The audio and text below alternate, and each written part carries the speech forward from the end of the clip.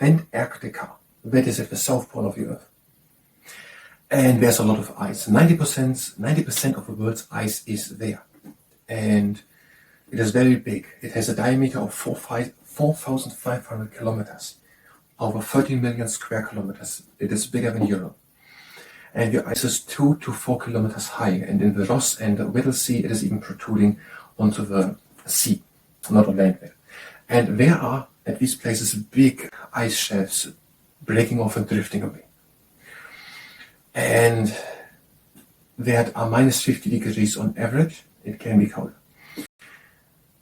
That is the next thing. There are only a few places there is protruding mountain peaks. For example, at the Vinson Massif, that is 5,140 meters high. And then there were some people going there. In the 1770s, Captain Cook went there. And then December 1911, when the Norwegian rowed Amundsen, he made it to the South Pole. That is the record. And 43 days later, they tried it when someone who was British, Robert F. Scott, but he perished 18 kilometers before supply bases. And other people tried to make it across the Transantarctic, across the whole 4,500 kilometers. For example, a group led by Sir Vivian Fuchs and Sir Edmund Hillary. There are several countries who have territorial claims on Antarctica. Argentina, Chile, United States of America, United Kingdom, France, South Africa, Norwegia, Russia, and Australia and New Zealand. And that is according to the Reader's Digest Library of Modern Knowledge, Book 3, Part 22, The Regions of the Earth, written by Hugh Clayton, John Coyle, Michael Frenchman, and D.H. Sinclair, on the pages 1110 and 1111. No, not all the rain jackets are rainproof, and this is what it looks like. The hydrogen atoms inside of the water, they have cohesion, and that is their tendency to stay together with other hydrogen atoms. So two hydrogen atoms want to stay together and don't want to come to another one.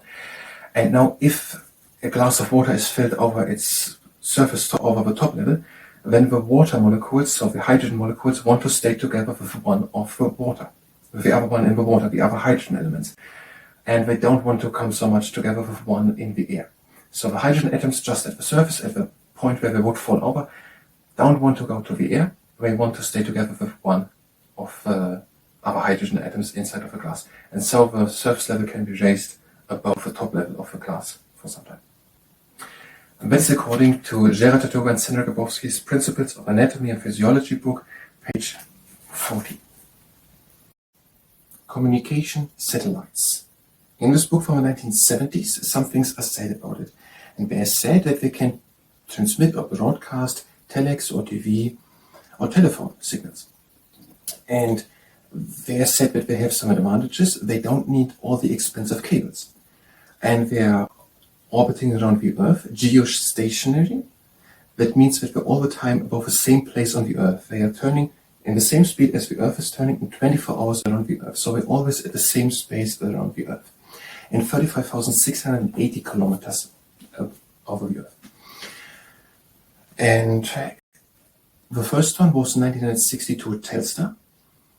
And another one would be Intelsat, and that Intelsat that can broadcast simultaneously 9,000 telephone conversations. And they cover 1/3 of the Earth, such a one, in that height of 35,680 kilometers. So if someone would be not calling from New York, London, but a bit further away over to Shanghai, then it would go over a second satellite over. It would be a bit more difficult, but it would work. And that is according to the Reader's Digest Library of Modern Knowledge, Book 1, Part 1, Structure of Universe, written by Ian Rilpath and Jonas Shakespeare on the pages 52 and 53.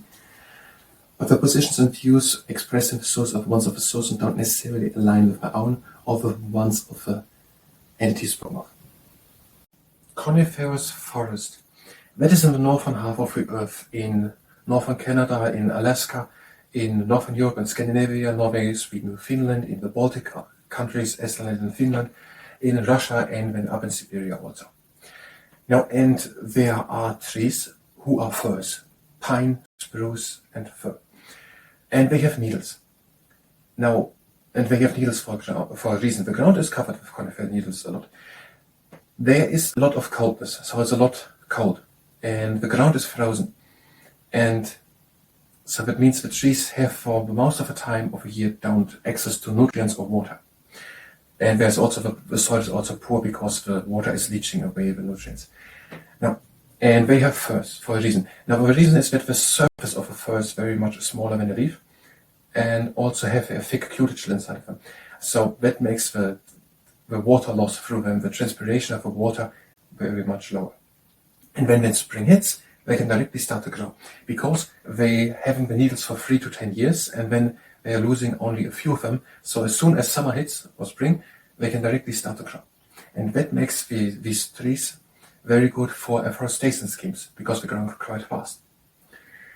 Now, in these regions where the rivers running upwards to the North Pole, to the Arctic Ocean, but it happens now in spring and summer that the south of the river, so further down in the south, is already thawed all the way, the snow is melting and the ice is melting, the river is running upwards, but then the upper part of the river is not yet melted, and the water just keeps standing there, and there are many lakes and swamps. They are also scourged by the ice sheet which was there 10,000 years ago. And in Siberia there are some rivers running downwards also through the plains. And that thing is 1,000-2,000 kilometers, maybe 3,000 kilometers thick from the north down, and the whole belt is 13,000 kilometers big. And it's also often known as Tiger. That's according to Reader's Digest Library of Modern Knowledge, Book 3, Part 22, Regions of the Earth, written by Hugh Clayton, John Coyle, Michael Frenchman, and Dehesa Sinclair, on the page 1084 and 1085. Deciduous Forest. Now in Northern America there are oaks and beck and maple and hickory, and in Europe, Asia, there are also oak and beck, but then also lime and chestnut. There are also at some places willows, and in the shade of the oaks there are hollies growing.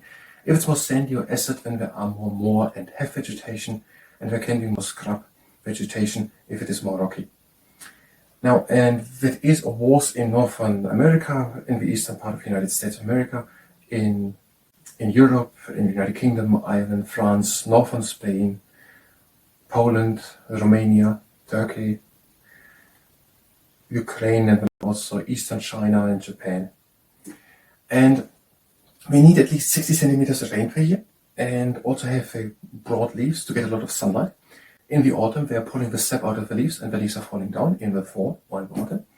And when it's spring, the sap comes back to the twigs and new leaves are growing. Many of this deciduous forest isn't standing anymore because in the last 5,000 years, the human beings, they had cut a lot of down because they needed wood for building houses, for construction, and also to make fire as fuel, and also for farmland. And that is according to the Reader's Digest Library of Modern Knowledge, Book 3, Part 22, Regions of the Earth, written by Hugh Clayton, John Coyle, Michael Frenchman, D.H. Sinclair, on page 1084 and 1085. Dendrochronology. Now you have a piece of furniture, a table, and you want to know how old it is. It's an old table of a medieval castle. Now, it's out of wood, and every time a tree grows, it puts on a new layer every year. And every year it's one. So if a tree has 100, it's 100 years old. If it's 1,000 years old, it has 1,000 of these. And if it's a good year for the tree, the perfect sun, but also enough water to grow good, not to get thirsty and something, then it grows a lot. If it's a bad year with a lot of bad weather, it grows only a little. So these rings are exactly one per each year of a tree, these layers. And they're also sometimes better, sometimes not so good. They're bigger or smaller, and sometimes they have different coloring also, and so on. And now we're taking our piece of wood, we're looking at our table, what rings are there, it was made of such a piece of wood, and looking at these rings. And if you see now 20 in one row, and we have 3 good, 3 bad, 3 bad, 3 good, or whatever, and now we're taking a piece of wood from the same region. So we're taking now a tree which had grown in the same region as the table, a new tree, and we look in it, when does that piece measure that piece? And from the tree, because it's still growing, before we cutted it, we know the last layer is the year it is now. So if we go now back until that piece of wood which we found on the table fits in, there you have it, and then we can count back how many rings were added onto that piece since that piece was cut out of it. We know it is some sort, not cut out of that tree, but all the trees in an area show the same signs of their rings, because all the trees had a good year or bad year. All the trees in a few kilometers had the same amount of rain and sun and so on. So all trees have it. And now we're having a similar tree which has grown at the same time as the other tree, which we don't know of, out of which a table was made. We can find in that other tree which had grown at the same time, where it fits, that table is exactly 500 years old or something. And that is the Dendrochronology method. According to the Reader's Digest Library of Modern Knowledge, Book 2, Part 8, Man and Society, written by Sia Bedeque, Jocelyn Emily Court, Peter Loyce, Lucy Mayer, David Martin, Jacqueline Sesper, Ruth Editos, and J.C. Woodburn, on the page 448. Deserts. Now it is so that there are northeast winds blowing around at the middle between the equator and the North Pole, or a little bit up at the tropics, and on the south the same. And these winds now from the south up and from the north up, they are taking the water with it from these regions. So the equator goes central for Africa, and the Sahara in Africa lies north of it, at the tropics. And that is now, there from the tropics, the wind blows down to the center, where the rainforests are. The same in Southern America. It is the desert in the southern United States of America and in Mexico, in the tropics. And from there, the wind is blowing down, taking all the water with it when it gets warmer. So the wind blows down, the air heats up because it goes closer to the equator. It heats up and takes all the water with it. The wind blows down to the rainforest, the Amazon, then in northern part of Southern America. That is why there's a desert in the southern part of the United States of America or Mexico, and the rainforest is then on the equator. In Africa, the same. In Cameroon and Central African Republic and Kenya, there's rainforests, and the Sahara is north of the equator in the tropical areas. From there, the wind blows down, takes all the water with it to the equator. Same on the south side. The wind blows down in Southern America, and therefore is there desert in Chile and also Peru, and the rain, all the air is brought into the Amazon River, to the equator.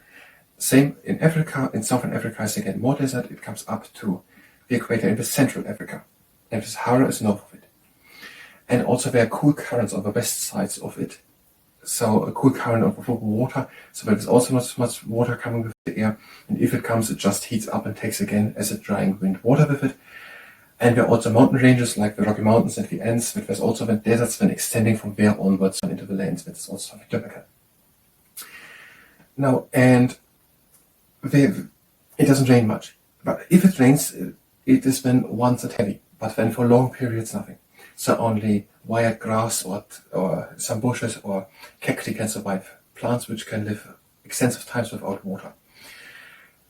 And there are also words for it in Arabic for the Sahara. So some part of Sahara has sand, and that is called erg, so sand areas. And the reg are areas called with gravel, very fine gravel, a lot of gravel. And there are also rock pavements. They're called hamar. Now, and there can be oases in the Sahara also, and they can be very small, just a little spring. There then a few palms, but they can be also extensive with 100 square kilometers, where then agriculture is done with grain and so on. And that is according to the Reader's Digest Library of Modern Knowledge, Book 3, Part 22, Regions of the Earth, written by Hugh Clayton, John Coyle, Michael Frenchman, and D.H. Sinclair on the page 1084 and 1085. As you can see from this picture of the skyline of Toronto, Toronto lies at the coast. So Toronto is there, and this is the Lake Ontario. This is the Lake Ontario, and somewhere where is Toronto. And here this is the St. Lawrence River, which leads into the Atlantic Ocean. So here's the Atlantic Ocean, the St. Lawrence River, the Lake Ontario, and there's Toronto.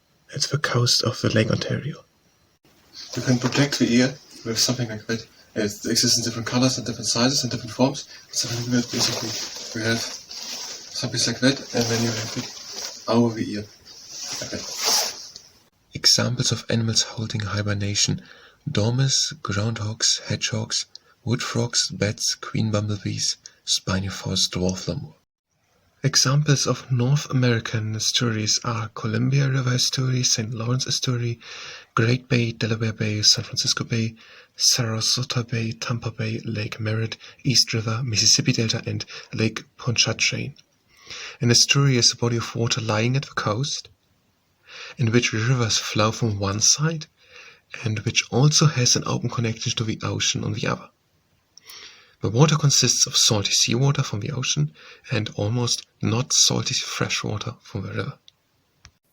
Yews, ginkgos, ginkgos, and cicads, and also ferns and horsetails, near to lakes and rivers were growing during the Triassic period 200 million years ago. During that time, grasses and flowering plants were not growing, they evolved later, but trees and ferns, which had evolved 400 million years ago, were growing, and many animals were eating them. For example, the Mosasaurus, the first tall plant-eating dinosaur, and also the Dilophosaurus was eating these plants. And that is according to the Holland's Dinosaur Encyclopedia for Children on the pages 14 and 15. 887 joule are needed to heat 1 kilogram aluminium by 1 degree Kelvin. Aluminium, 887 joule per kilogram per Kelvin, asphalt 915 joule per kilogram per Kelvin, bone 440 joule per kilogram per Kelvin, gold 130 joule per kilogram per Kelvin, helium 5192 joule per kilogram per Kelvin, iron 462 joule per kilogram per Kelvin, sand 780 joule per kilogram per Kelvin, silver 236 joule per kilogram per Kelvin, water 4187 joule per kilogram per Kelvin. A match flame has a color temperature of 1700 Kelvin, a candle flame 1850, equally sunset and sunrise, incandescent lamps 2400 Kelvin, studio lamps 3200 Kelvin, daylight 5000 Kelvin, electric flash 6000 Kelvin, overcast daylight, cloudy day 6500 Kelvin, LCD around 8000 Kelvin. At around 798 Kelvin, where a Draper point is, most solid objects begin to visibly glow.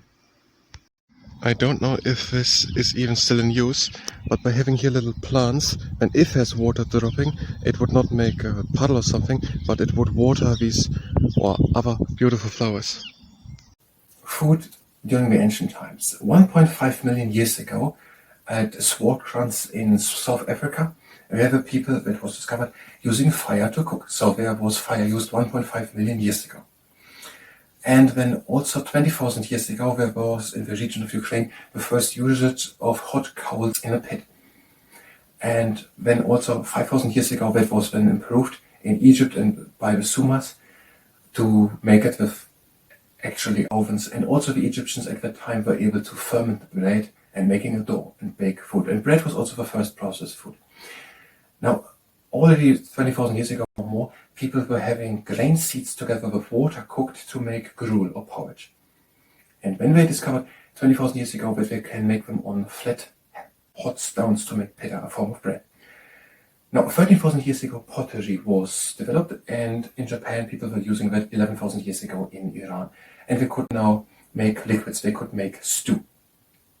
The Romans 2,000 years ago, they could go to popina shops, and where they could buy bread and cheese and fruit and meat.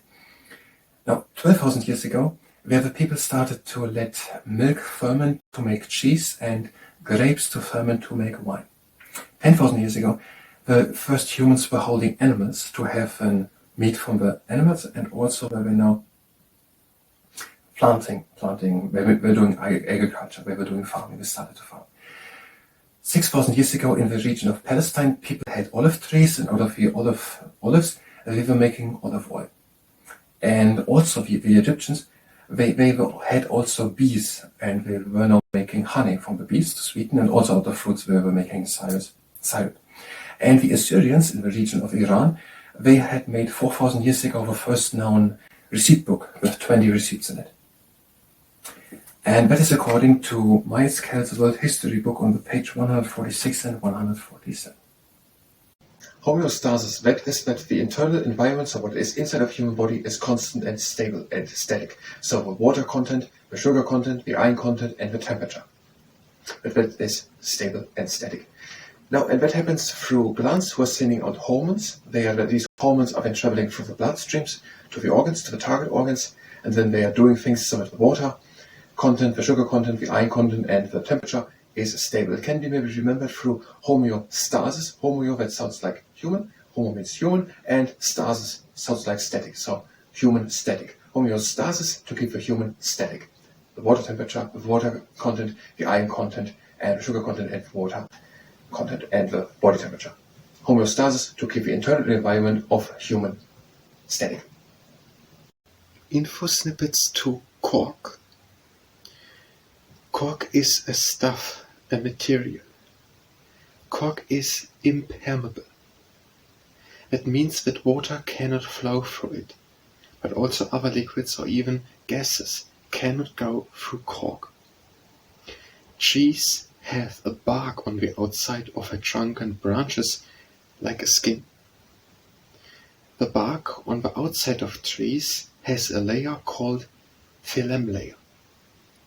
Cork is made out of this phloem layer of trees, mainly from the tree the cork oak. Cork consists out of the substance suberin. Suberin, out of which the cork made out of the phloem layer of the cork oak is hydrophobic. Hydrophobic means that water is rejected by it. Suberin doesn't like water, it repels water. Cork is impermeable, elastic and fire retardant. Impermeable means fluids and gases don't go through it. Fire retardant that it don't ignite easily. Cork is used as wine corks to keep what's in the wine bottle in it. Montado is a place in Portugal and Spain. Here in Montado, half of all the cork of the world is harvested. Corticera armorium is the name of a leading cork producing company. Cork is used since over 5,000 years. The cork of the trees is stripped of them every 9 years. The trees get circa 300 years old. Cork production is sustainable. The tree is not killed, but it lives on. Furthermore, is cork easy to recycle. Besides as wine stoppers, cork is used also in shoes, baseballs and cricket balls, and as heat shields for spacecrafts. Info snippets to the Dehesa. Dehesa is a region in Spain and Portugal. The Dehesa region in Spain and Portugal is used as agro-silvopastoral system. The name agro-silvopastoral system describes a type of agriculture where trees are forested, but also the grazing of animals is planned in and more. In Spain, where a lot of Spanish is spoken, the agricultural landscape is often called the Dehesa. In Portugal, where a lot of Portuguese is spoken, the region where trees are planted with the intent to harvest them, but that in a way that domesticated animals can graze there, is called Montado. In Spain, Dehesa, in Portugal, Montado.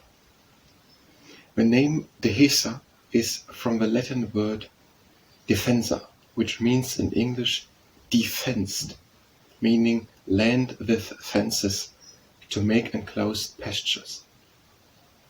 The Dehesas or Montados are used for grazing, hunting, cultivation of mushrooms and honey, producing of cork from the bark of trees and firewood.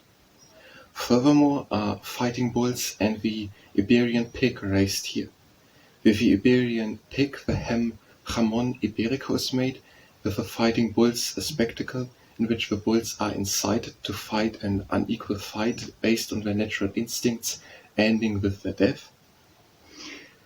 The nature is a so-called Mediterranean forest ecosystem, which is in the Dehesa grassland, with cork oaks and holm oaks. The oaks are producing acorns, which the Iberian pigs eat. The understory of the forests, which is the area a little above the ground of a forest where shrubs are growing, is cleared from the rock rows every 10 years. The cork oaks and the holm oaks are situated in a way that sunlight for the grass is on the ground, water in the ground, and the acorns for the Iberian pig are best balanced. The Dehesa or Montado region has around the size of Slovenia, which are circa 150 kilometers times 150 kilometers. Info snippets to the Epping Forest in Greater London. The Epping Forest has a size of 2,500 hectares, that are around 5 kilometers times 5 kilometers. Epping Forest is in Greater London and Essex, in the UK. The forest is not a square of 5 times 5 kilometers, but more a narrow strip. The maximum width is 4 kilometers wide, but the forest is 19 kilometers long. It was in the past less suitable for agriculture because of its elevation and the thin, gravelly soil through glacier who were there long ago. It was still used for timber production, grassland and hunting. Many people are living around the forest, and the park has many visitors. In the 19th century, many people protested against destruction of the forest, leading to that the City of London Corporation bought the forest, and so the outcry of the people saved the forest till today, where the forest is still in the legal possession of the City of London Corporation. Over 100 lakes and ponds are within the forest, with varying size. Some lakes are natural, others resulted from gravel extraction. Some were intentionally made, others are from bombs thrown by Nazi Germany during the Second World War, which were intended to hit the people and the homes of the City of London. At 24 lakes and ponds, angling is permitted. All lakes are accessible through forest paths. On the paths of the forest, rambling, cycling and horse riding is done. Some clubs are organizing ridings on Sunday mornings. There are 60 football pitches and a golf course, and cricket is played.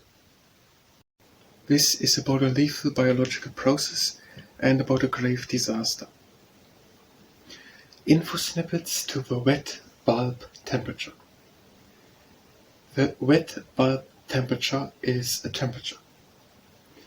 The wet bulb temperature has something to do with the water in the air. The wet bulb temperature is reached when certain specific conditions are given. Water can only evaporate if the air around it can absorb it. Humidity is how much water is in the air. Relative humidity is the maximal amount of water which could be in the air.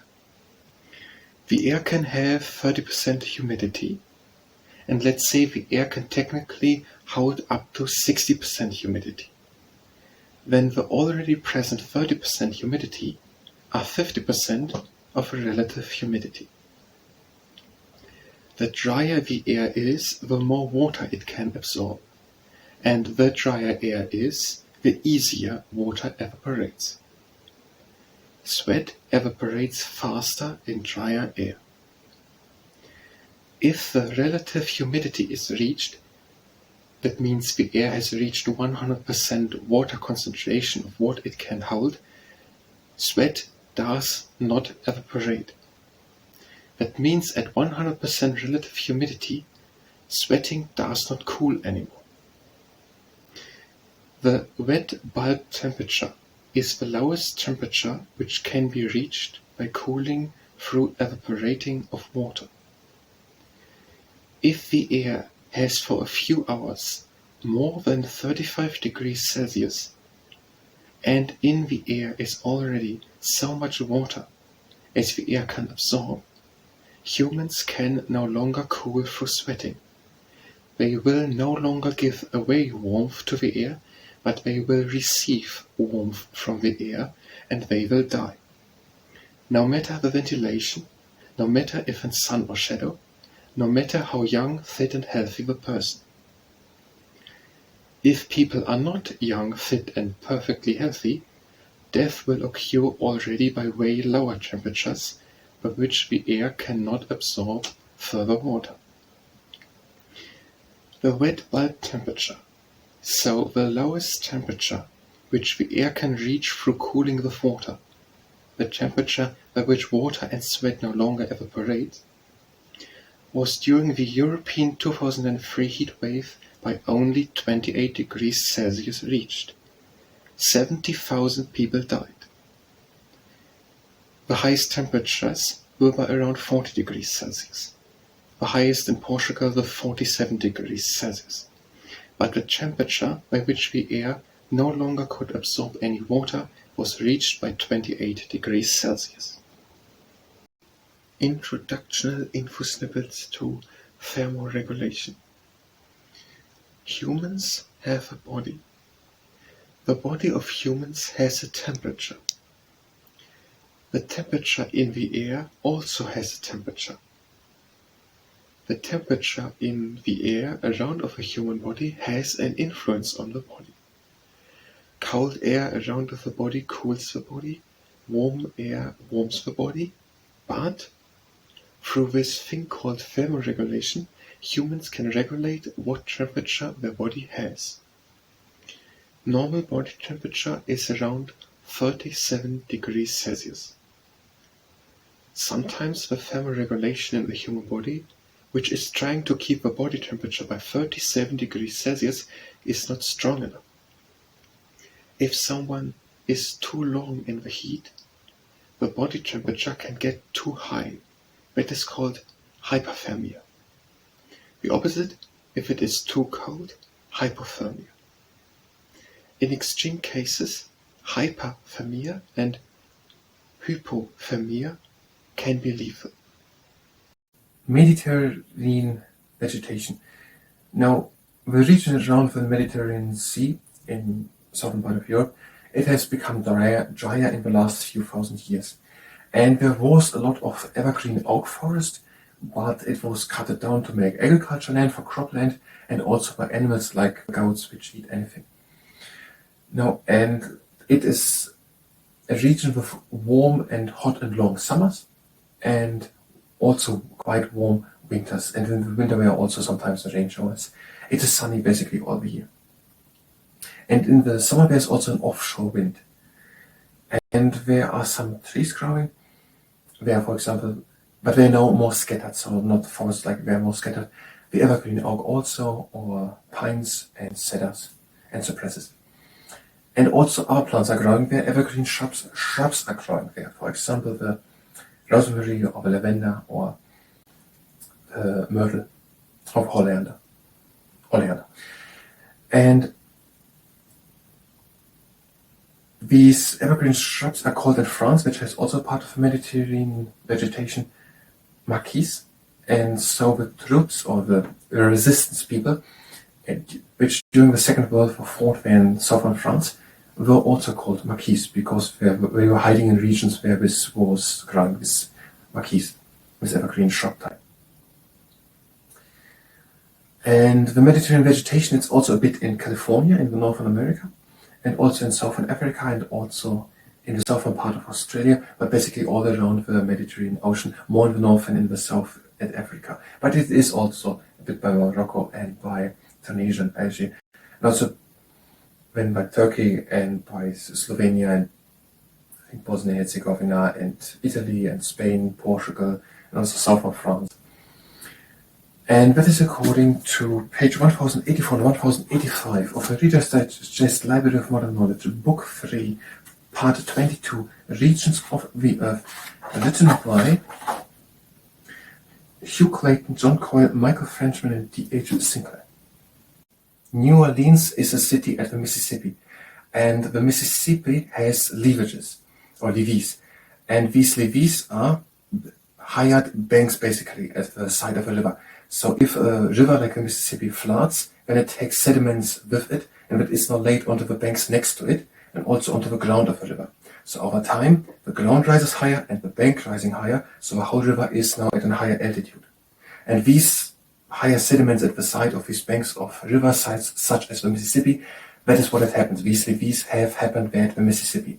And there are these natural levees higher, and then there are also artificial levees, and on top of that artificial levees, on top of the natural levees, where the river is now higher, there is New Orleans built. And it can now happen that such a levee breaks, and because New Orleans is built there, it gives a greater risk for New Orleans to suffer greater disasters, like the one probably in April 1973. And Now, that is according to Earth and its Resources on the page 131 of the Reader's Digest Library of Modern Knowledge, Book 1, written by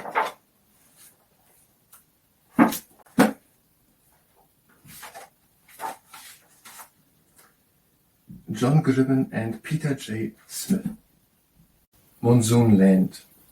Now, there are times when it rains and times when it is not raining for a long time, and there are times when it's warm and there are times when it's cold. Now, and these regions, they are in India, in southeastern India, on Malaysia, in Indonesia, in Oceania, in northern Australia, in Vietnam, in Thailand, and these regions, Papua New Guinea. Now, how does it happen? Now, first, there are different types of vegetation. There's deciduous forest, there are rainforest, tropical rainforest, there's desert, there's shrubland, and so on, grassland. And the deciduous trees, they are letting actually their leaves fall at the beginning of a hot season to prevent water loss from transpiration. And it comes from the word mosim, which is Arabic for season. Now, it happens that way. Air is far easier cooling up or heating up over the land than on water. Water keeps the temperature of the air pretty much the same. It stops it from going so fast up and down. When it's now winter, in the Himalaya, it gets cold very fast, very much faster than on the ocean. And that causes now to be there a high atmospheric pressure. And that causes the wind to blow from the ocean up to the Himalaya in the north. So it is cold in the Himalaya in the mountains, there in Central Asia almost, and now the wind is blowing from the south up because it's very cold. Here it's not so cold, but there it's cold. There's a high atmospheric pressure, wind is blown in. The wind comes from the sea, where water has evaporated into the air, and the air brings with all this evaporated water droplets it with, and when it comes to the mountain ranges or the land or cools down or whatever, it rains down. So basically for a long time, when it's in the winter cold in Central Asia, in the Himalaya, in the mountains, there's all the time blowing wind from the Indian Ocean upwards, and it's raining then for a long time in southeast India or in other regions. In the summers, there it is hot in the Himalaya, and there's a low temperature, low atmospheric pressure. And now the wind is blowing outwards, because it's then colder at the ocean, and here on the land it's warmer basically. And the wind is blowing outwards. The wind coming from the land does not have water in it. It couldn't take water up where it's on the land. So when the whole summer through, or the whole July through, for example, the wind is blowing outwards and it is dry in India, for example. And it can be actually differently depending on what part of the world someone is. In India, it is raining in January. In eastern Malaysia, it is raining in July. And the season is the other way around. Because all these phenomena can happen in different directions. Here on the oceans, in different directions. But basically, they're coming from the islands. Sometimes they're coming over the islands to Malaysia. And when it rains already in Indonesia, and then in the other way around, it's coming from the other side. So sometimes someone has raining just basic on Himalaya, like India, raining when and when. And then it's maybe the same wind, but the wind comes from the land and brings rain, or from the other side from the thing, and brings then rain, but it rains down before it reaches that part because there's a mountain range on one side. So sometimes the rain comes from here and it rains down here, sometimes the rain comes from here and it never rains here. And it can be differently depending on what country is lying behind the mountain range. So basically the point of it is, it can be that there is a monsoon season there, but not there, or the other way around. And it comes just through being water cooling and heating faster on land, and if it gets hot or cold, the wind is blowing in or out. And the wind takes water with it if it comes from the rain. If it comes from the land, it does not take water with it, and it is not raining. And it's dry for a long time, the dry season. That is according to the Reader's Digest Library of Modern Knowledge, Book 3, Part 22, Regions of the Earth, written by Hugh Clayton, John Coyle, Michael Frenchman, D.H. Sinclair, on the pages 1084 and 1085. Mountain tundra. If one climbs a mountain up, there are different stages basically of climate zones, of life zones. And every 100 meters around someone goes higher, the temperature falls by 0.2 degrees. So after 1,000 meters, 5 degrees colder. After 2,000 meters, 10 degrees colder. So, and that means that there are different plants growing and things. And there's now the mountain tundra, basically, then in higher areas. The tree line is by around 2,000 meters. In Africa, it are more 3,500. And from there on, there are basically no trees anymore growing, just mosses and lichens and things. But it's not completely the same as tundra in other regions of northern Canada, in Russia, in the region in Siberia or in Alaska. It's a bit differently, because there in the tundra, there is it flat and the water stays there in the ground, just standing there, and it freezes to ice. In the mountain tundra, there are slopes, the hills are steep and the water runs down, so there's no ice layer. And also, when spring comes then about in the mountain tundra regions, there's a lot of solar radiation because it's higher up. So the sunlight is not going through so much air until it hits the ground on the earth, because the mountain is already a bit high. The most is here in the first parts of air, so the sunlight comes more direct down it. That's also the reason why going into the mountain can be a bit dangerous, and people have to protect a bit with clothes so they don't get sunburned and so on. And now these mountain tundra regions, they are different places. They are, for example, through the Andes in Southern America, through Chile and Peru, and then through Ecuador, over then also Honduras and Mexico and the western part of the United States of America up, and then also the western part of Canada, up to Alaska. But also in Europe and the Alps and southeastern France and Switzerland, Austria, northern Italy, southern Germany, and then down also the Adriatic Sea on the eastern side, with Slovenia and Corsica, and with Croatia, Bosnia-Herzegovina, and Albania, down through Turkey, and even further on then, even more, and also a bit in Africa, in Central Africa, in Kenya, at the Lake Victoria on both sides, a bit in Southern Africa, also in Southern Australia, in New Zealand, in the Himalaya, in China, in Tibet, in Pakistan, and everywhere. And that is according to pages 1084 and 1085 of the Reader's Digest, Library of Modern Knowledge, Book 3, Part 22, Regions of the Earth, written by Hugh Clayton, John Coyle, Michael Frenchman, and D.H. Sinclair. Mozambique is in the southeast of Africa, and to the west of Mozambique there are the uplands of Rhodesia, of the country of Rhodesia, and their mountains, so basically on the western part of Mozambique. And if it rains there, which happens oftentimes in thundery showers, there's a lot of rainfall then in these mountains as thundery showers. And the river is now going from these mountains to the coast of Africa, to the coast there, through Mozambique, are going through a broad and plain area. Now, and if there's now such a heavy rainstorm, then these rivers are swelling, and because it is a plain area, they can flood large areas. So it rains thundery or heavy in the mountain, and then these rivers going from the mountains to the coast are going through a plain, flat area, and if they now flood because of heavy rain, then they're flooding a large area. And that is according to Nations and Places, page 1237 of the Reader's Digest, Library of Modern Knowledge, Book 3, 23, written by Monica Beckinsale, Robert Beckinsale, Harold Blackmore, DJ Tobiah Keithline, Stuart and Nancy McMillan, R.E.H. Mellenkevin, Rafferty, D.H. Sinclair, Arthur Spencer, G.R. Story, James Wildersey, and Kenneth Walton. Precipitation of California. The western winds are bringing moisture from the ocean. California is a region of the United States of America, which is a country in North America. The part of the United States of America, which is called California, lies at the coast of the Pacific Ocean. The west part of California lies at the coast of the Pacific Ocean. In the north of California, it rains more than in the south.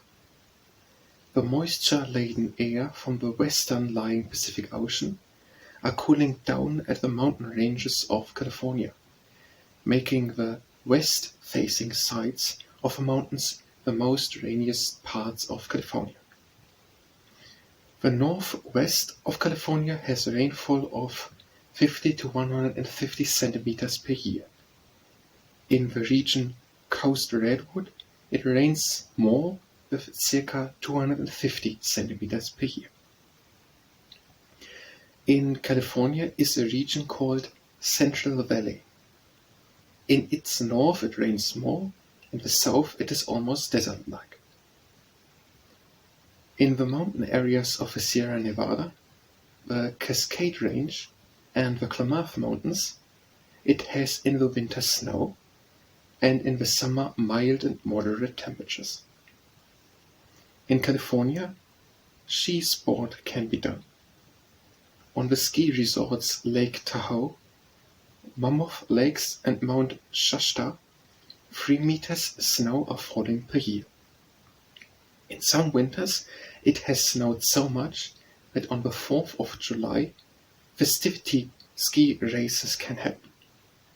On the 4th July, many people in California are celebrating the anniversary of the 4th July in 1776. On the 4th July 1776, delegates of the then 13 colonies agreed on a written-down statement in which they declared that the 13 colonies are no longer ruled by the country Great Britain, but that, and also why, they have to be independent and sovereign. The east sides of the mountains in California are lying in a so-called rain shadow. The water of the clouds do not have enough height and pace to make it over the mountain peaks, and the water rains on the west sides down. The desert-like parts of California are lying east of the high-lying Sierra Nevada.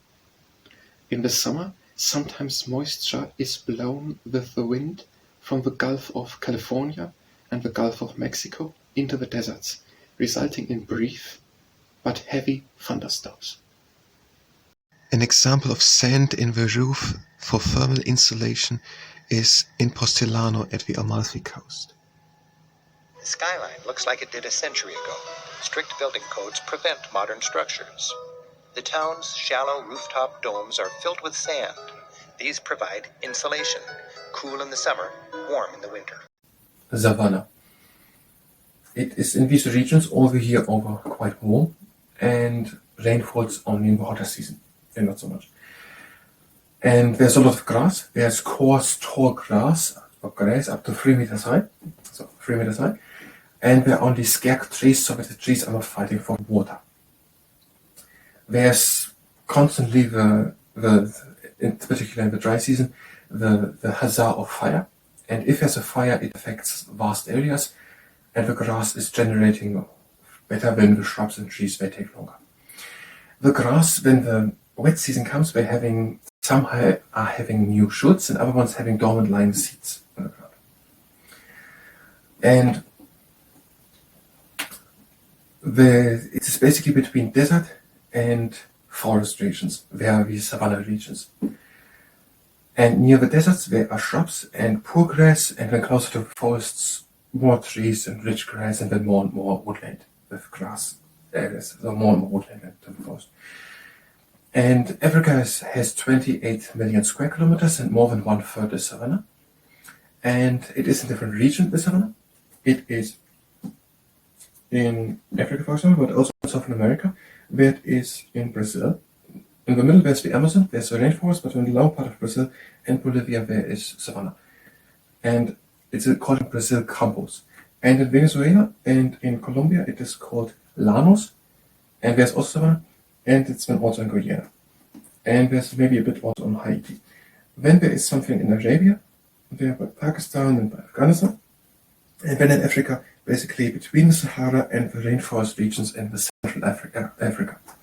So we're in the middle by Sierra Leone and Ghana, by South Sudan, the southern part of Mali, over to Kenya, the southern part of Kenya, and the southern, more inland part of Somalia. And also in Australia, spanning like an arc from Queensland to Western Australia.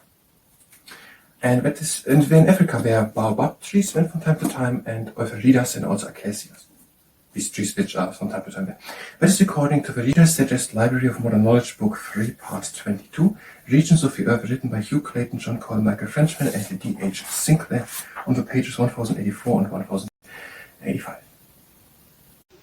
She was a sunbeam in the storm, a star that gently lifted above the dark its beauteous form, the beginning of Julia by Dougal Moore. Silvopasture and Ecosystem. By silvopasture, trees are planted in a way that in between the trees, grazable plants for animals are growing. Simultaneously, fruits from the trees can be harvested, and animals like cows and pigs can be housed. The ecosystem is the name how at a place all the fishes and trees and shrubs and kangaroos live together and how they influence each other. The partial tree coverage creates a more moderate climate. Extreme temperatures are mitigated. Droughts are eased. Because the trees are giving shade, preventing the temperatures in the shadows under the trees to rise so much, and that the water doesn't evaporate so much on a hot summer day. The partial tree crown coverage reduces photosynthetically active radiation, but there is still more light for the plants on the ground than in dense forests. The balance between reduction of photosynthetically active radiation, but still letting some light through, helps that more different kinds of plants can grow, which improves the quality of a forage. Forage is the professional name for the stuff the grazing animals are eating. The temperature near the ground in silvopastures is lower than in open pastures. Beside of reducing water vanishing through evaporation with the shadows, the trees are also reducing wind. Cooler temperatures, moderate light income, improved moistureness of the soil are making silvopastures more resilient against heat waves and droughts. Because all the animals are eating a lot of what's growing in the understory, there is not so much biomass accumulated that minimizes the risk of fire. The greater range of plants growing makes it easier for pollinators to live there. The animals living between the trees are eating the unharvested fruits of the trees, which minimizes the risk of pests and diseases. Sir John is as stupid as the weather. Out of chapter 20 of Sense and Sensibility by Jane Austen. Four classic states of matter are solid, liquid, gas, and plasma. Solid, liquid, gas, and plasma. Solutions, colloids, and suspensions.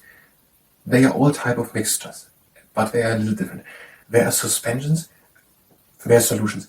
First, solutions, and there are particles in it, and they are evenly dispersed, and they are also transparent. You can look through them, and they don't settle down over time. So evenly dispersed stays like evaporate. Sweat, for example, there is the solute, salt, dissolved in the solvent, the water, and it is evenly dispersed, the salt, and it does not settle down, and you can look through it. Then there is something else, the colloids. For example, milk. And basically the main difference is the size of the particles. The milk proteins are too big, it is translucent, opaque, colloids usually. You cannot see it from milk. Milk is a solution and a colloid, because in the milk there's also lactose and calcium salts, and therefore it is a solution because there is the lactose in it, for example, the milk sugar, the lactose, but there is also the milk proteins in it, and therefore it is a colloid because you cannot look through it. And then there are the suspensions, for example, blood. And blood, if it is drawn freshly, then it is reddish overall, but over time it will settle down, and at the top there will be the liquid part, the plasma.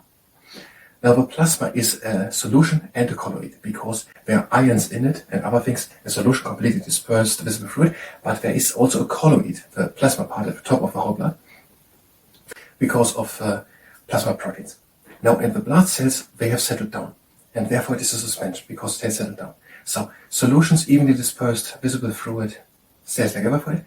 And colloids, you can't look through it because of milk proteins, for example, in milk. And blood is suspension. Over time, it will settle down. And that is according to Gerard Tatoga and Sandra Gabowski, Principles of Anatomy and Physiology, book, page 38. But this is no medical advice. Space begins 100 kilometers above the surface of the Earth at the Kármán line. It can't be really said where space begins and the Earth's atmosphere ends, because the air just gets thinner and thinner. But most scientists have agreed on the made-up invented Kármán line 100 kilometers above the surface of the Earth. And an astronaut who had went with a spaceship above that line can say that that person has went to space. And that is according to the Out of This World book by Isabel Thomas on the page 6. The main sequence of suns. The point is that the T-Tauri phase after the protostar phase of a star has ended. And that had happened because the star has reached 10 or 15 million degrees Celsius. And that makes now thermonuclear reactions possible. Previously, in the T-Tauri phase, it was just 1,000,000 degrees or a bit more, and then we're also at 4,000. Enough to ionize the gases, so basically that we're losing an electron, and that the star was turning, so it was a big turning electromagnetic current. Now it's way hotter, 10,000,000 degrees or 50,000,000 degrees, and a thermal reaction can happen. And inside of the star, by these 10,000,000 degrees, it is so hot that the positive hydrogen atoms are moving so fast that they're overcoming the electrostatic repulsion. So they are repulsed, they don't want to come together, but now it's so hot that they're moving so fastly that they're sticking together. And they are forming a new element, helium.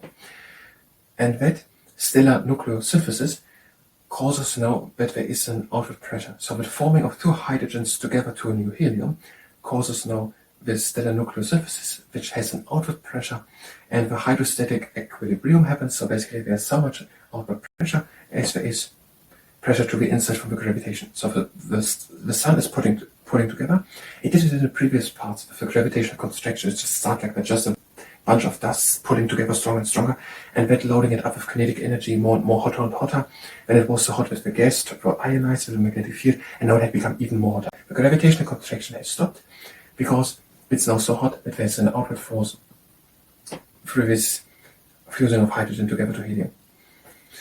And that can last, that's the longest phase of a star. By the sun, it lasts for 4.5 billion years already, and it's going to last again so long. It can be faster if it's a bigger star or sun, because then the pressure is faster, is higher, and the hydrogen is fusing faster together to keep the outward pressure standing. And it can be slower if the star is much smaller. I mean, it's going way smaller when the hydrogen is formed. And also, by these reactor dwarfs, it goes to the outside, cools down, goes in again, and also all the hydrogen in the outside of the sun is used up. So the main sequence, it is much pressure to the inside, very hot in the middle, and where the hydrogen is pressed together, forms new helium, which makes an outward force, and that is basically the hydrostatic equilibrium with this whole thing. That is according to Mark A. Garlick's Cosmic Mimicry book on the page 38 and 40. The temperatures of the sun. In the core, it are 15,000,000 degrees Celsius. At the surface, it are 5,500 degrees Celsius. And at the outer layer of the atmosphere, the outer layer is called corona of the sun, where it are 1.7 billion degrees Celsius. So the core, 15,000,000, and the surface, 5,500. But this atmosphere up to the outer layer called corona of the sun, 1.7 million degrees Celsius. That is according to Isabel Thomas Out of This World book, page 14. Temperate grassland. That is a region where it is hot in the summers and cold in the winters with moderate rainfall.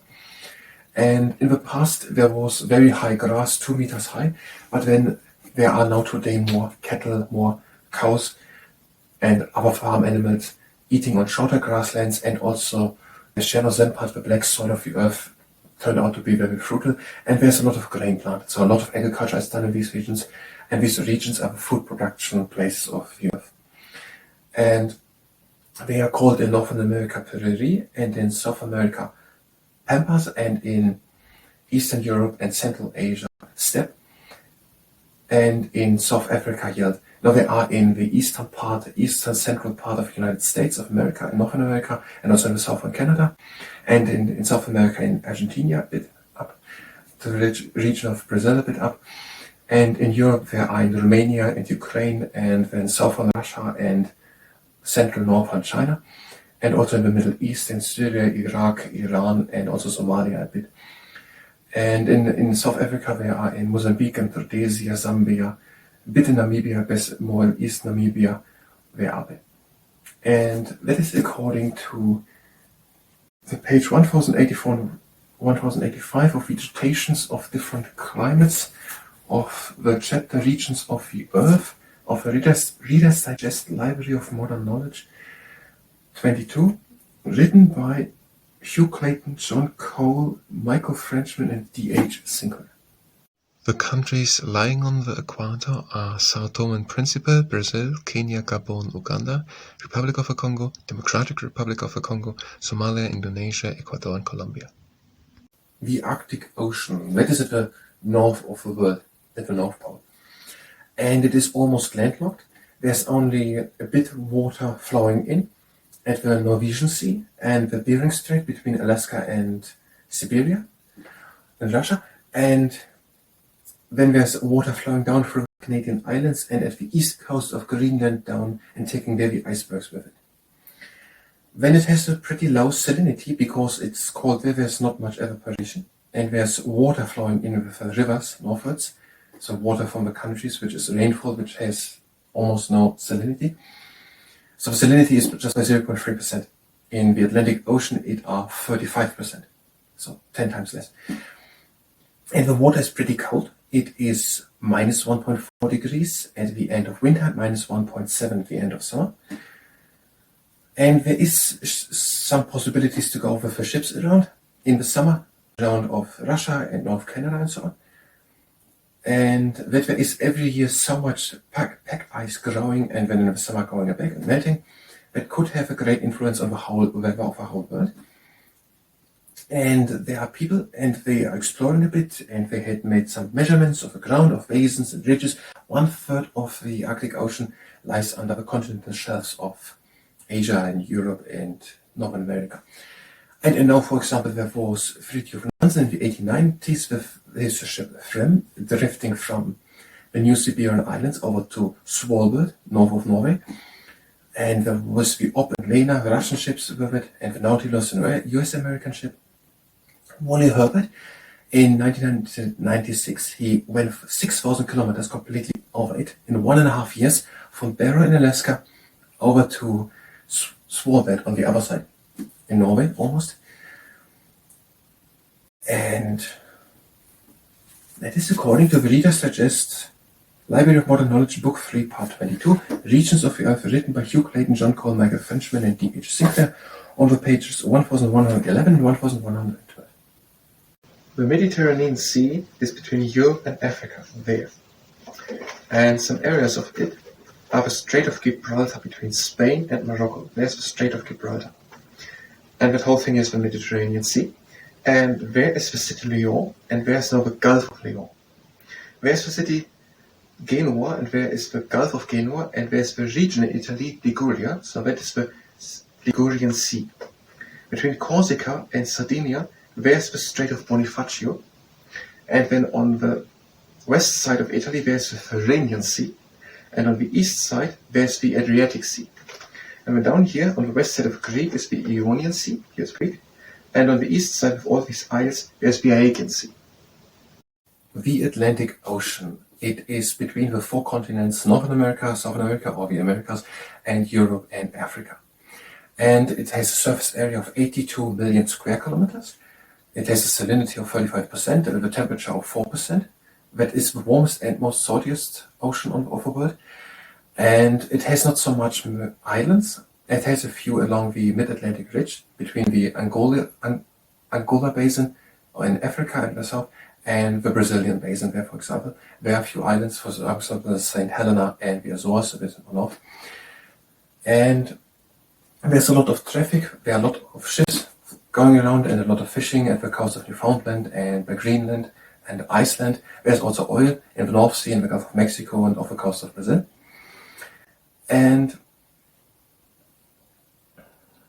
there is the Gulf Stream. There are two big gyres. Now the first one is in the northern part and the other one in the southern part. In the northern part it goes clockwise, so that way around, and in the southern part anti-clockwise. A big gyre, a big convulsion or a big turning around of water in the top clockwise. And there's another Gulf Stream, and the Gulf Stream brings warmer water from the Caribbean, from Florida, to northern Europe and keeps it quite warm, though being so high on the planet, so much north. There's no equivalent to the Gulf Stream in the southern part of the Earth, but there is technically also warm water moving along down the coast of South America down. There's the Sargasso Sea, and that is in the center of the northern gyre, basically somewhere in the Caribbean. And there it's quite warm, the water, and there's not much mixing of the colder water with the one on top because it's quite calm there, and therefore the water floats higher than the one closer to the American coast. And there are 4 big rivers, for example, of all the continents, of 4 continents, which are having its drainage into the Atlantic Ocean. For example, from the Northern America, there is the Mississippi, down through Louisiana, then in, and the Amazonas in Brazil, and also the Zaire in Africa, come from Central Africa to the coast, and in Europe, the Rhine coming from Switzerland and from the Netherlands out. And that is according to Nations and Places, chapter, it is book 3, part 22 of a Reader's Digest Library of Modern Knowledge, page 1123 and 1124, by Monica Beckinsale, Robert Beckinsale, Harold Blackmore, DJ Tobiah, Keith Lyer, Stewart, and Nancy McMillan, R.E.H. Meller, Kevin Rafferty, D.H. Sinclair, Arthur Spencer, G.R. Story, and James Waldersee and Kenneth Walden. The Azores. They are 1,000 kilometers westwards from Portugal between Europe and North America. And some tourists are coming there because of the mild winters, so in winter are they coming, and the picturesque landscape and the vegetables also, the luxuriant vegetables. There are 9 islands. There in the west, there are Corvo and Flores, and then in the center, there are Terceira and Pico and São Roque and Gracioso and Fleal, and then there are also Santa Maria and São Miguel. São Miguel is the largest island with the capital also and chief port Ponta Delgada. And there are the most people living, and there's the chief port. Also some exports are done, some canned fish and some pineapples and some oranges, I think was it. And most people are fishers or farmers. And in the 15th century, Portugal annexed the islands and controlled them since then. 1580 to 1640, Spain was controlling them. Portuguese ships used it as a staging post when going onwards to Africa. And in 1976, Portugal was granting the islands some form of self-governing. That is all according to the Reader's Digest Library of Modern Knowledge, book 3, part 22, Regions of the Earth, written by Hugh Clayton, John Coyle, Michael Frenchman, D.H. Sinclair, written in the 1970s on the page 1129. But the views and opinions expressed in the source don't necessarily reflect my own or of the entities spoken of. The brain and the thermoregulation. Thermoregulation in humans is controlled by the preoptic area of the hypothalamus. The hypothalamus is one of many regions of the brain. One of these regions is the preoptic area. The preoptic area controls the thermoregulation. The thermoregulation regulates the temperature of the body, so that the body temperature of humans is always at 37 degrees Celsius, whether it are 16 or 26 degrees Celsius. Rats also have a preoptic area. Neurons in the preoptic area of rats express something called prostaglandin E receptor 3. The neurons in rats expressed prostaglandin E receptor 3 are helping to regulate its body temperature. The neurons in the preoptic area of the hypothalamus are giving through the expression of prostaglandin E receptor 3 continuous signals. The continuous signals from the preoptic area of the hypothalamus, which are happening through the expression of prostaglandin E receptor 3, are controlling sympathetic output neurons. These sympathetic output neurons are happening in the dorsomedial hypothalamus. The sympathetic output neurons controlled through prostaglandin E receptor 3, which are expressed by the preoptic area of the hypothalamus, are besides of happening in the dorsomedial hypothalamus, also in the medulla oblongata happening. The medulla oblongata is another region somewhere in the brain. If it's warm, the preoptic area of the hypothalamus augments its expressing of prostaglandin E receptor 3, which suppresses the sympathetic output neurons in the dorsomedial hypothalamus and in the medulla oblongata.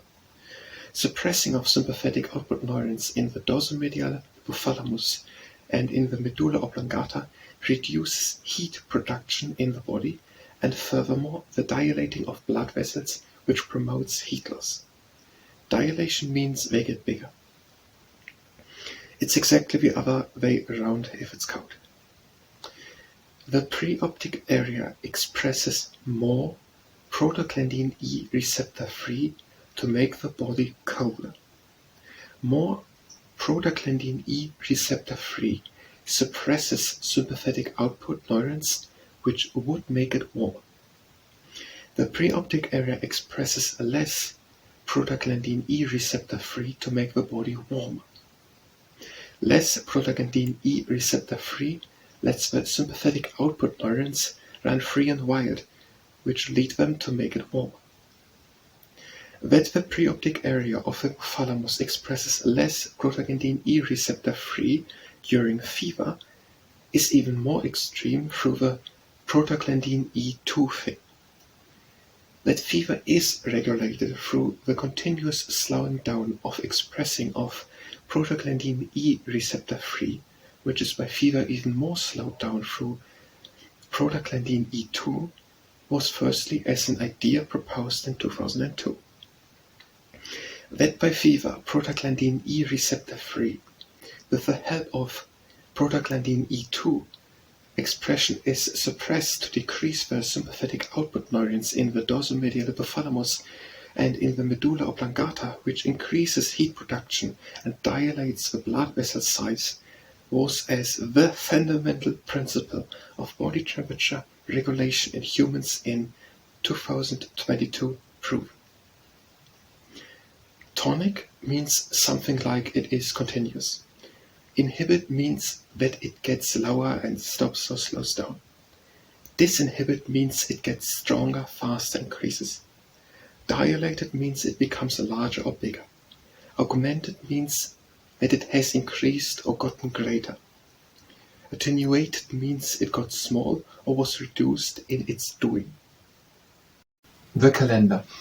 The calendar is an instrument to measure how much time is passing, and it's most of the time based on 1 year. That is the time which the Earth takes to go once around the Sun, and then also a month, which is approximately the time the Moon takes once around the Earth, and then also a day, which is the time the Earth needs to spin once around its own axis. These are the basements basically for all calendars. The Sumers had one 5,000 years ago, and that was based then with the months on the time the Moon needs to circle around the Earth. The problem by that is that the Moon needs 29.5 days, and that should also fit together with the 1 year the Earth goes once around the Sun. And it doesn't fit. 29.5 days gives after 12 months too little, after 13 moon months too much of a year. So it doesn't really work to make it on the moon based, this month length of 29.5 days. It doesn't work. It's a little or too much for that whole round. And the 30 months and so on, it doesn't really work.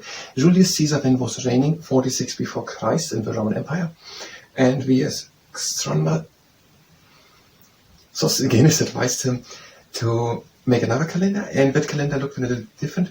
It was based on 365 days and 0.25 days, so 365 and a quarter day, and that were 12 months, and each of them had 30 and 31 days. And then a leap year, a leap day every 4 years in the leap year, there's been 1 day more. There's a little problem with it. The Earth doesn't need 365.25 days to circle around the Sun, but 365.24 days. 2422. This is important for nothing. So the Julian calendar was a little bit off. And then in the year 1582, I think was it, when Pope Gregory VIII was the Pope, where it was off by 10 days. Now it is, so the Earth stands like that in the sky, and the Sun hits it in the summer, like that in the northern half. And now the northern half of the Earth has summer because the Sun hits directly all the cities in the north, of North America, Northern Asia, Europe, and so on.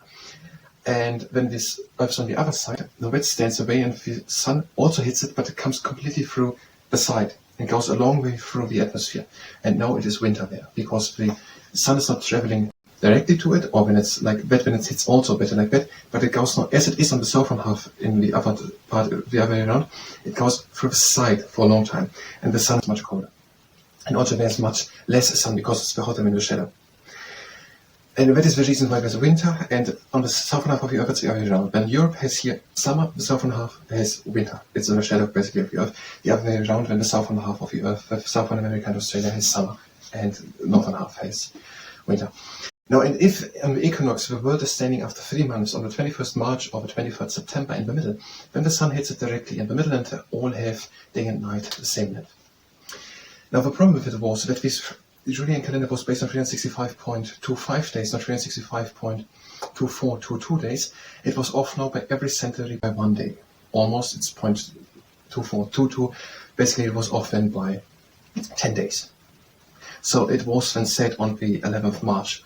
Now it's the middle, but it was actually the 21st March or something. It was off by 10 days. And then was said we're adding now every century, not a leap year, I think was it. So every century there's not a leap year. Every 4 years there's a leap year, but not if it's the 100th year. Not if it's 1900, 2000, 2100, 2200, except that years divided by 400. If it is 2000, 2000 divided by 400, then there is a leap day. Because it's 24.2422. The 2 is there 1/5. That's why it's off after 15 centuries when Pope Gregory VIII was there by 10 days and not 15, because it has to be done, the leap year, every 400 years. It has to be just included every 300 years, something like that. So that's why it was off. And then it was introduced like that. So there is now 365 days, 0.2522, and there are 365 days with 12 months and 31 days and 30 days. And every 4 years there's a leap year, except that is every 100 years there's not a leap year, the 100 years, except that here is a 400 year, like 400, 800, 1200, 1600, 2000, 2400, days again. And that way, one calendar was made which should work. That is according to the Reader's Digest Library of Modern Knowledge, Book 1, Part 1, Structure of the Universe, written by Ian Ridworth and John R. Shakespeare, on the page 51. Climate of California. The weather is differently in different parts of California. California is a region in the country United States of America. The United States of America are a large country in North America. In some regions in California, the climate is like in a hot desert, and others like in an alpine tundra. How the climate in California is depends on whether the area is a mountain area or whether it lies close to the coast. California lies at the Pacific Ocean. The Pacific Ocean is a very, very big sea. The Pacific Ocean is so big that it takes up 1/3 of the place of Earth. The coast of California, the foothills of the region Sierra Nevada, and great parts of the region Central Valley are having a climate which is called Mediterranean. The Mediterranean climate weather of these regions of California is warm and dry in the summer and cooler in the winters. The cool water of the Pacific Ocean creates in the summer often fog at the coast. The regions of California which are further away from the coast are in the summer more hotter and in the winter cooler. The region called Central Valley has hot summers and foggy winters. San Francisco is a town at the coast of California. In July the temperatures are around 20 degrees Celsius. At the place Walnut Creek, which lies 30 kilometers away from the coast, it is at the same time 30 degrees Celsius. One region in California is the Mojave Desert, in which a place called Death Valley lies. The temperature measured here is the highest weather temperature ever measured on Earth. It were 57 degrees Celsius. The Hartlepool Summer Hill Park to Dalton Piercy Public Footpath. It goes like that here along the field, and it is quite a good way. So I would say a 7 out of 10. During the winter months, it was for a few hundred meters, so half a way, not so good to walk. Now it's dry, it's perfectly. And there was 1 to 2 times a little problems with some puddles at the beginning of it, but all over it leads pretty directly from the central western park of Hartlepool, the Summer Hill Park, over to Dalton Piercy. The entry to Dalton Piercy is not perfect. There is for around 50 to 100 meters. There's a little bit on the street. It's a low-driven street, but it's a good way from Hartlepool to Dalton Piercy. Measured by weight, the most produced agriculture products of France are wheat, sugar beet, raw milk of cattle, barley, maize, potatoes, grapes, colza seed, pig meat, and sunflower seed. The Saharan and Sahelian ecoregions are North Saharan Xaic steppe and woodland, West Sahara Desert, East Sahara Desert, South Sahara Desert, Red Sea Coastal Desert, Sahelian Acacia Savanna, West Saharan Montane Xaic Woodlands, East Saharan Montane Xaic Woodlands, Tibesti Jebel Uvenat Montane Xaic Woodlands, and Saharan Halophytics. The Sargasso Sea. There's the Atlantic Ocean, and in the northern and southern part there is the Gaia. In the northern part it goes clockwise, and in the southern part anti-clockwise. Now, pretty much in the center of the North Atlantic Gaia, there's the Sargasso Sea, somewhere by the Caribbean. And that water is very calm and also very saline. And there are floating brown seaweeds on grape-like floating material. And there's not much mixing with the warmer surface water and the colder water on the ground, more deeper. And therefore the water is lighter, and this is a meter higher than the water closer to the American coast. And that is according to part 3, chapter 22, Regions of the Earth. Readers Digest Library of Modern Knowledge, book page 1123 and 1124, written by Hugh Clayton, John Coyle, Mitchell, Frenchman, and D.H. Singer. The Sun is 150 million kilometers afar from the Earth. The light needs 8 minutes to travel from the Sun to the Earth, and the humans have built a satellite called the Solar Probe Plus, and that thing can travel with 720,000 kilometers per hour. With that thing, it would take 30 seconds from London to New York, and that satellite will need 6 years to travel from the Earth, the 150 million kilometers to the Sun. And that is according to Out of This World by Isabel Thomas, page 15. Tornadoes turn in the north half, this part, of the Earth counterclockwise when viewed from both.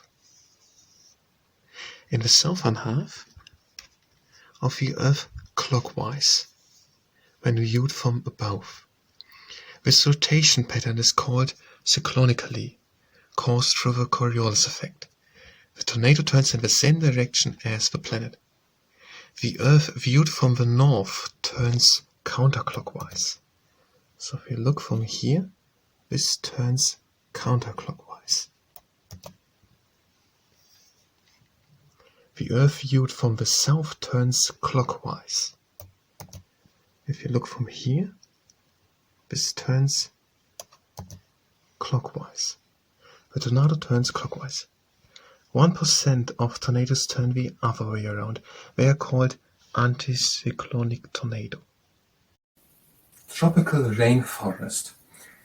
Now, in the tropical rainforest, there are 5 different layers of plants. So the topmost, these are outstanding height trees. Then the 4th layer, these are trees which crowns meet to form a large canopy. The 3rd layer is a bit lower, and then there are smaller trees. And then the 2nd layer, that are shrubs. There are woody shrubs and the herbaceous shrubs. They are 2 to 5 meters high. The 4th layer with the trees, the canopy, are 40 meters high. And then the lowest layer, the 1st layer, that is around half a meter high. There are tree seedlings and non-woody shrubs. And there's almost no sunlight reaching the ground, and it rains 4 meters per year around. There are some curiosities. There are flowers growing directly out of the trunk or the branches, and there are also trees which form buttresses with their roots, so they stand in the ground. And there are lianes. They are basically hanging between all these layers, and epiphytes. Epiphytes, they are growing on seeds, on humus, which is lying in cracks of other trees. There are fig trees. There are fig stranglers, and they are growing on another tree. They are going down with the roots then, and when the tree in the middle dies, and just the roots of a new fig strangler keep standing. And now there's another thing with the soil. It was thought that it was like a forest living on a good soil, but the tropical rainforest lives on its own dead remains. So new trees are growing on the dead remains of other trees. There are different types of trees. There are mahogany and greenwood and ironwood and greenheart, rosewood and ironwood and greenheart, and teaks and also other one. Now, and And it is very many different trees over here. They are on a very small place, just an acre, are 50 different trees. And it is very seldom that a tree with the same type of another one, a tree which has another one of its own type standing in its vicinity. And where is the tropical rainforest now? It is in South America. Now again, South America, where the place, where in Brazil a lot at the Amazon River, also in up to Ecuador, and also here at Uruguay, a bit down at Uruguay there, maybe a bit in the north of Paraguay and Bolivia, and in Ecuador there, and in Central America, in Panama and Costa Rica, and in Honduras, Nicaragua, and then in Africa also a bit here at Ghana and the Central African Republic, there more also, a bit then in Kenya, in Mozambique, and on Madagascar, in the western part of India, and also in the southern part of China, Korea, and then Indonesia and northern Australia also. And everywhere is it. And that is according to Book 3, Part 22, Regions of the Earth, Reader's Digest Library of Modern Knowledge, written by Hugh Clayton, John Cole, Michael Frenchman, and D.H. Sinclair on the page 1084 and 1085. Tundra. That is pretty much north on the world. Now there's first the Deciduous Forest with a lot of different trees, then there's the Coniferous Forest, where it's so long, so cold, where just fir trees basically standing. And then gradually these fir trees are getting less and less, and then there are just some Arctic willows and birch trees, and then basically just some lichens, some mosses, but many flowers, and just shrubs, cranberry and cloudberry, and that is the tundra region. So after the Coniferous Forest, where it is already so cold that only fir trees are growing, gradually it goes over to the tundra region, and that goes on until there's just the ice. And sometimes in the summer, the water at the top is thawing, but it stays all the time frozen in the ground, so the water cannot drain properly away, and there's a lot of flooding from it. And the ground is unstable. It is oftentimes debris from the retreating ice sheets, so sandy and so on. And there are harsh winds coming from the north down. It is long cold. The plants have a short life cycle, sometimes just 3-4 weeks. The summers are very short. And where is it? It is in the north, around the pole, around the North Pole. So it is in Northern America, in Alaska, the United States of America.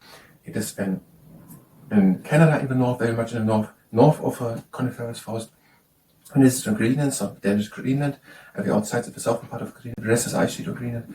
Then it is in Scandinavia, in Europe, in Norway, Sweden, Finland. Then it is in Russia in the north, and where it is tundra. And that is according to the Reader's Digest Library of Modern Knowledge, Book 3, Part 22, Regions of the Earth, written by Hugh Clayton, John Cole, Michael Frenchman, and D.H. Sinclair, on the pages 1084 and 1085.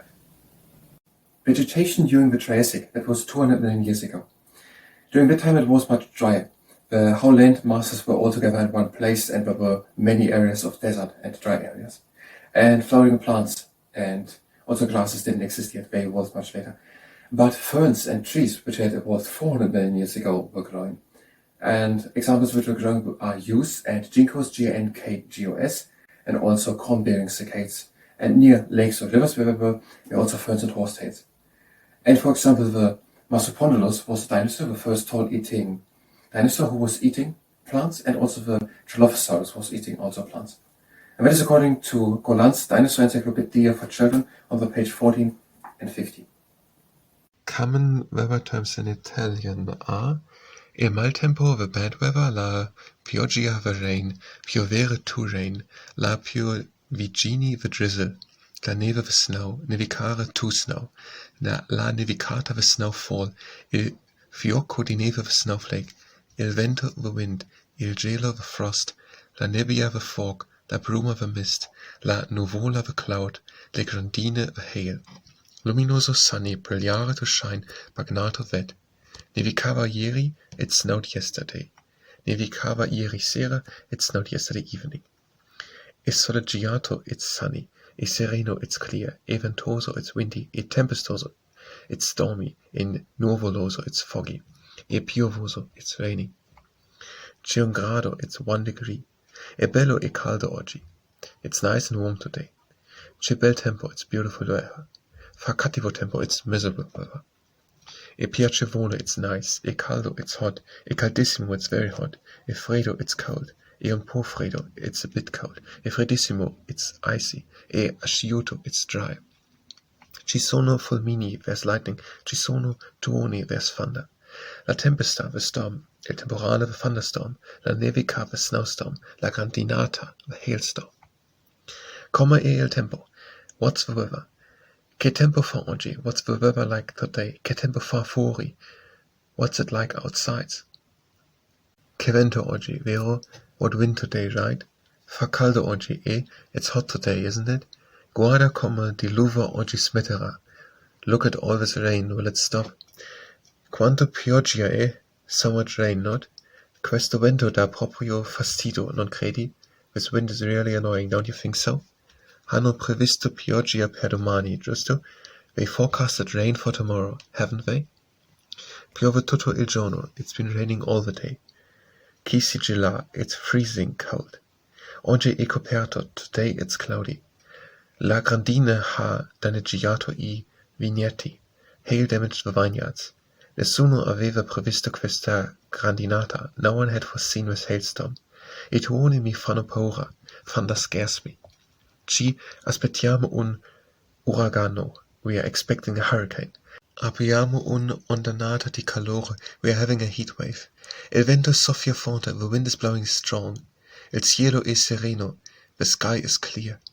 Quest'anno c'è poca neve. This year there's little snow. Ho bisogno di un ombrello. I need an umbrella. I miei vestiti sono bagnati. My clothes are wet. Il caldo è insopportabile. The heat is unbearable. La nebbia rende la visibilità bassa. The fog reduces the visibility. Stasera ci sarà un temporale. Tonight there will be a thunderstorm. Le raffici di vento sono forti. The wind gusts are strong. I fiocchi di neve sono così belle. The snowflakes are much beautiful. Bella la città innevata. The city covered in snow looks beautiful. Ti piace la neve? Do you like snow? Mi piace l'atmosfera misteriosa della nebbia. I like the mysterious atmosphere of fog. Questa nebbia è preoccupante, non credi? This fog is concerning, don't you think so? Pensi che pioverà? Do you think it will rain? In primavera le giornate sono di piede. In spring the days are warmer. In autunno comincia a piovere e cadono le fagioli. In the fall it starts to rain and the leaves are falling. Fa freddo, vestiti pesante, it's cold, dress up warmly. Hai messo le calze di lana? Did you wear woolen socks? Che tempo è previsto per domani? What is the forecast for tomorrow? Marzo, pazzo, pazzerola.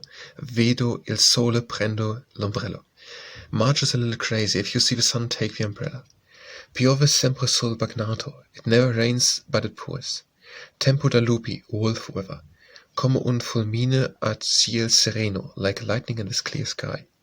Piove, governo ladro. It rains, blame the government. L'ombrello, the umbrella. L'aquilone, the kite. Il pupazzo di neve, the snowman. La primavera, the spring. L'estate, the summer. L'autunno, the autumn. L'inverno, the winter. Il sole, the sun. Il cielo, the sky. La temperatura, the temperature. Il caldo, the heat. Le previsioni, the forecast. La visibilità, the visibility. Il tempo, the weather. Examples of annual plants are cornflower, marigolds, maize, ammi, nasturtium, lavender mist, gerbera daisy, tropaeolum, sweet alyssum, and broccoli. The largest deserts of the Earth are the Antarctic Desert, the Arctic Desert, Saharan Desert, Arabian Desert, Great Australian Desert, Gobi Desert, Kalahari Desert, Patagonian Desert, Syrian Desert, Great Basin Desert.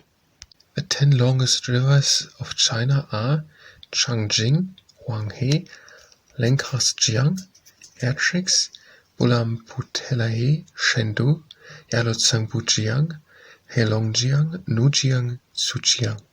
The 14 mountains with a height over 8,000 meters are Mount Everest, K2, Kangchenjunga, Lhotse, Makalu, Shu'uyu, Dalajee 1, Manaslu, Nanga Parbat, Annapurna 1, Gashaprum 1, Broad Peak, Gashaprum 2, Shishapangma. The highest mountains of the Andes are Aconcagua, 6,961 meters, Hoyos del Salado, 6,893 meters, Monte Pizzi, 6,792 meters, Huascaran, 6,768 meters, Bonete, 6,759 meters, Tres Cruces, 6,758 meters, Lularilaco, 6,739 meters. The largest glaciers of mainland Norway are Jostedalsbreen, Vestre Svartesen, Söndre Folgefonna, Østre Svartesen, Blemmensisen. The largest islands in the Mediterranean Sea are Sicily, Sardinia, Cyprus, Corsica, Crete, Euboea, Majorca, Lesbos, Rhodes, Chios, Minorca, Corfu, Ibiza, Cherbourg. Longest rivers of Canada are Mackenzie River, Yukon River, St. Lawrence River, Nelson River, Slave River, Columbia River, Saskatchewan River, Peace River, Church River, South Saskatchewan River. The Great Lakes of North America are Lake Superior, Lake Michigan, Lake Huron, Lake Erie, and Lake Ontario. The names of the national forests in California, or which are partly at least in California, are Angeles, Cleveland, El Dorado, Humboldt, Toyabe, Inyo, Kalamata, Lake Tahoe Basin Management Unit, Lassen, Los Padres, Mendocino, Plumas, Rush River, Chisiscu, San Bernardino, Sequoia, Sierra, Six Rivers, and Tahoe. The names of the rocks in the Monument Valley are West Mitten Butte, East Mitten Butte, Merrick Butte, Eagle Mesa, Hans Mesa, Sentinel Mesa, Castle Rock, Raingold Mesa, Spearhead Mesa, Mitchell Mesa, Mitchell Butte, Bear and Rabbit, Camel Butte, Elephant Butte, Rooster Rock, Setting Hen, King on his Throne, Big Indian, Totem Pole, Brightham's Tomb, Three Sisters, Grey Whiskers, and Cly Butte. The saltiest bodies of water on Earth are, out of competition, Lake Elton with 20 to 50%, and then Gatehill Pond, Don Juan Pond, Lake Redbar, Garabogazköl, and Lake Assal.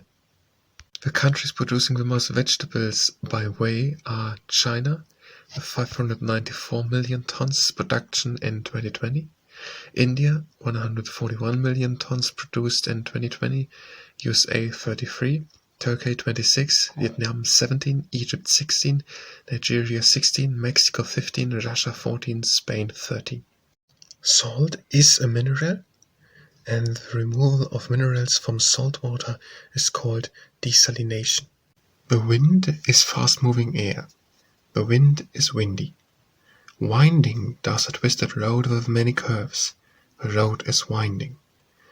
Wind is windy, and not referred to as winding but windy. A winding is winding. Only one winding exists. It means something is curved, twisted, rolled up,